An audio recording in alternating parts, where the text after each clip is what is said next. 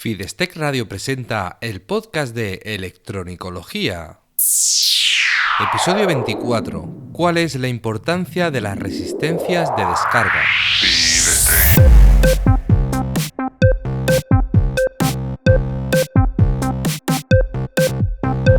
Electrónica. Formación. La Academia de Reparación.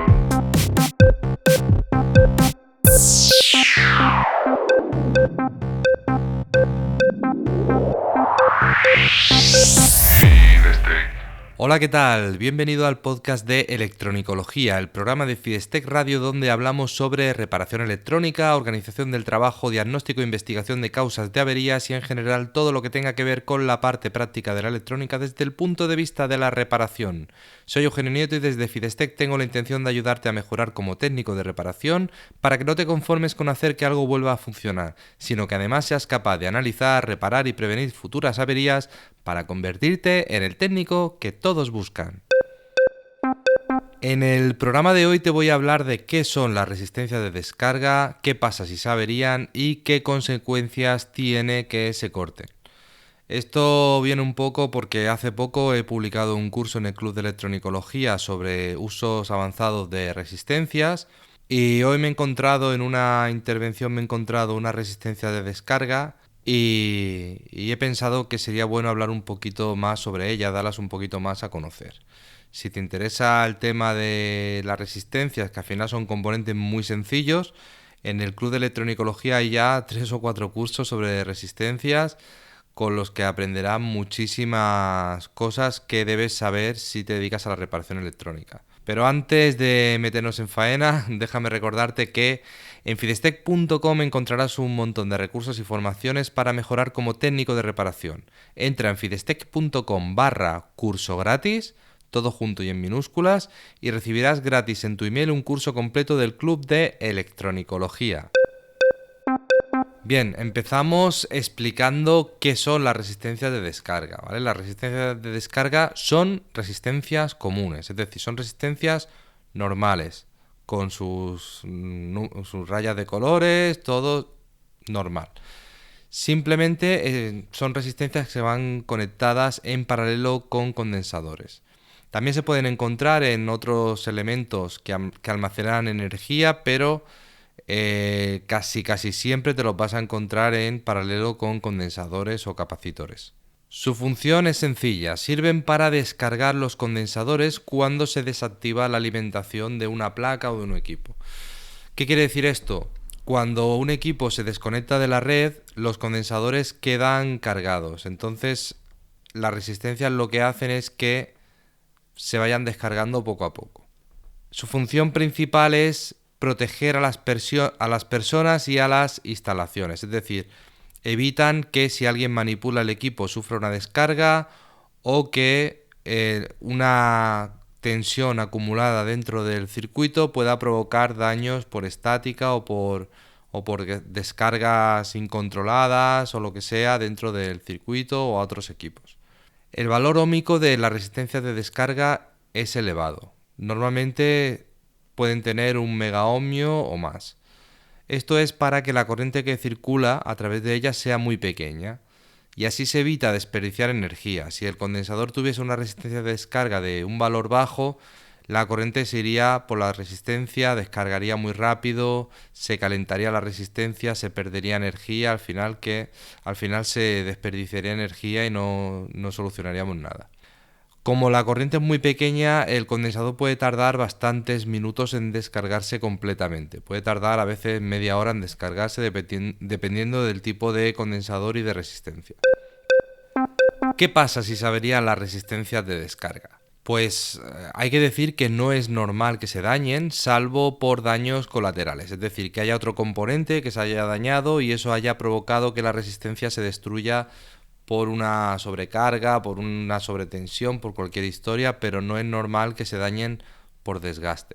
Porque al final son resistencias que dejan pasar una corriente muy pequeña, con lo cual no se calientan, no tienen un desgaste por movimientos electrodinámicos, ni termodinámicos, ni nada. O sea que suelen durar toda la vida. Lo habitual es que se corten, nunca que se crucen. Podría darse el caso extraño de que se cruzasen, pero lo normal es que se corten, que pasen a medir una resistencia infinita y por lo tanto el equipo seguiría funcionando igualmente porque el condensador no tendría nada en paralelo, así que el circuito trabajaría como siempre y la verdad es que no se aprecian diferencias en la forma de trabajar de un equipo que tiene las resistencias de descarga dañadas. Así que aparentemente no habría avería, aunque realmente sí que la hay, no notaríamos ningún síntoma, ningún efecto. Bueno, si las resistencias de descarga se cortan y el equipo sigue funcionando y no hay ningún síntoma de avería, ¿qué pasa si están cortadas?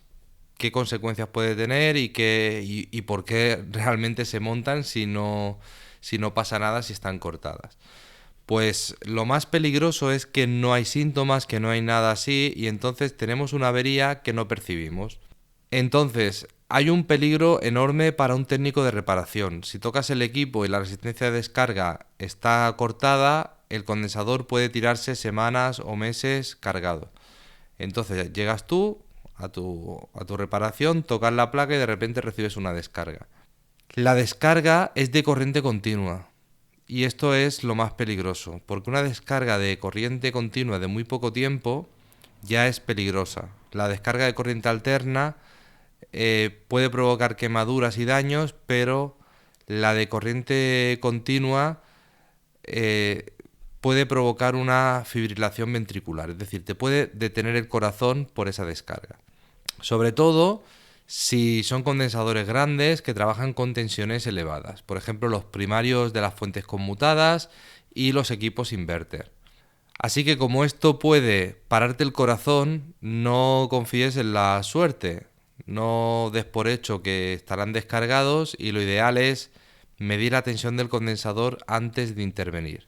Puedes conectar una resistencia o lámpara de descarga para asegurarte o mejor, conectas siempre la resistencia o la lámpara de descarga al condensador y después mides para comprobar que realmente está descargado. Este sería el procedimiento más seguro con el que descartas todas las posibilidades y así cuando toques ya sabes que no te va a pasar nada.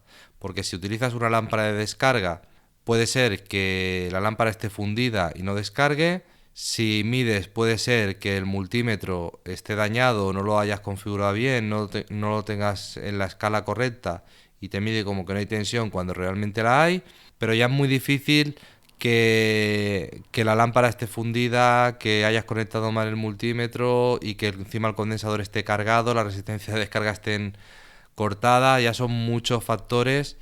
Y vamos, no creo que sea necesario tanto. Sí que asegúrate como mínimo de aplicar 2 medidas de seguridad, no solo una.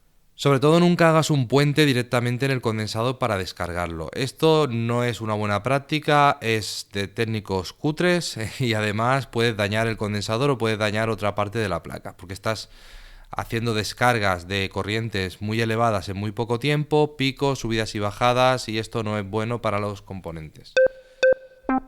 Como conclusiones, podríamos decir que cuando se avería una resistencia de descarga no hay síntomas y por eso hay que tener cuidado siempre y no confiar en ellas. Lo ideal es descargar y verificar después que no queda tensión en el condensador y para no olvidarte, crea el hábito de hacerlo siempre que toques condensadores que van conectados a red, fuentes conmutadas, equipos inverter, todo lo que tenga condensadores de más de 30, 40, 50 voltios. Acostúmbrate a descargarlos y a medirlos después. También si tienen baja tensión, a lo mejor de 12 voltios, pero gran capacidad, porque eso te puede soldar un componente o te puede provocar algún daño involuntario. Así que nunca está de más. Crea el hábito, hazlo siempre. Cuando te acostumbres lo harás sin pensar, no te ocupará nada de tiempo y aunque al principio te parezca un engorro, una pérdida de tiempo, luego va a ser una seguridad más que no te va a afectar en nada.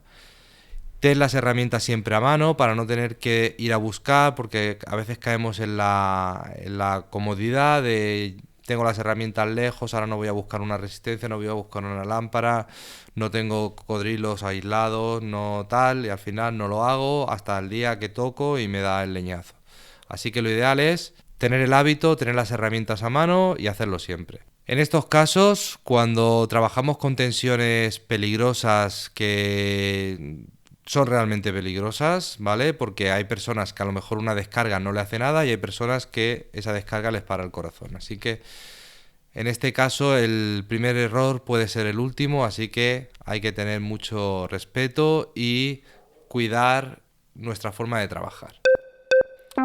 Espero haberte ayudado con esta reflexión y en el próximo episodio te hablaré sobre otro tema, quizás el que tú propongas en los comentarios. Muchas gracias por escucharme, por compartir y recomendar este episodio en tus redes sociales. Gracias por ayudarme a llegar cada vez a más personas que, como tú, quieren mejorar en este apasionante mundo de la reparación electrónica, es decir, en el mundo de la electronicología. Un abrazo.